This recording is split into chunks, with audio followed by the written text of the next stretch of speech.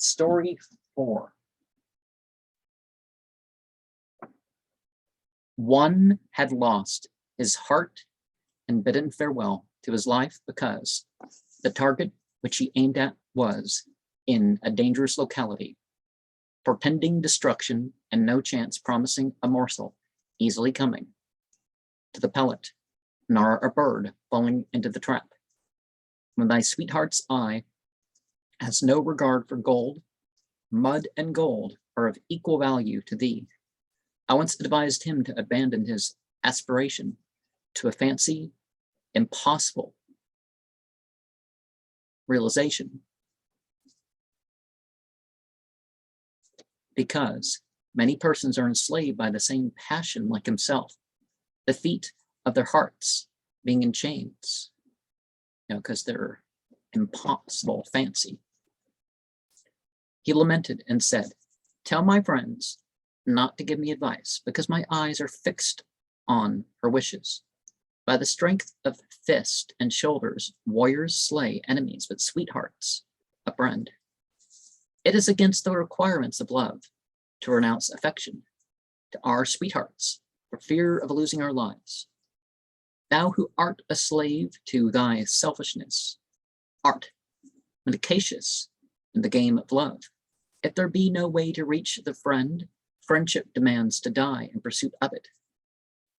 I rise, as no other source is left to me, though the foe may smite me with arrow and sword. If chance serves me, I shall take hold of her sleeve, or else I shall go and die on her threshold." His friends, who considered his position, pitied his state, gave him advice, and at last confined him, but all to no purpose. Alas, that physician should prescribe patience, whereas this greedy lust requires sugar. Hast thou heard that the mistress secretly told him who had lost his heart, "As long as thou possessest thy own dignity, what will mine amount to in thy eyes?" And see, but it's not just possession of, oh, well, I've convinced this many people to sin and that sort of stuff. No. It's about the connection. Usually, right? There are some sickos out there that are like, yeah, I'm gonna defile people, and consensually or not. Well, consensually, there's not really indication that they're like or not, but yeah, it's about what you are in yourself, not what you're going to get through another person.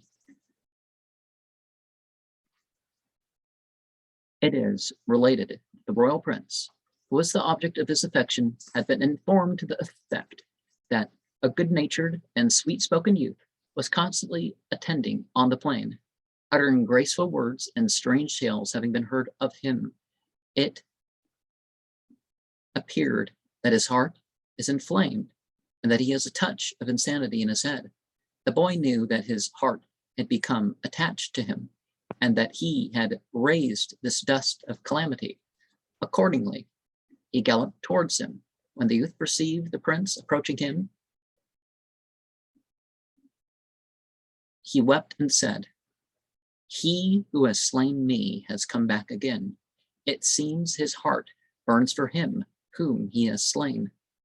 Although he accosted the youth graciously, asking him whence he came and what his occupation was, he was so plunged in the depths of the ocean of love that he could not breathe. If thou recitest the 7 portions of the lesson by heart, when thou art demented by love, thou knowest not the ABC. The prince said, "Why speakest thou not to me? I also belong to the circle of dervishes, nay, I am even in their service." In consequence of the force of the friendly advances of his beloved, he raised his head from the dashing waves of love and said, "It is a marvel that with thy existence mine remains, that thou speakest words to me that remain." Saying these words, he uttered a shout and surrendered his life.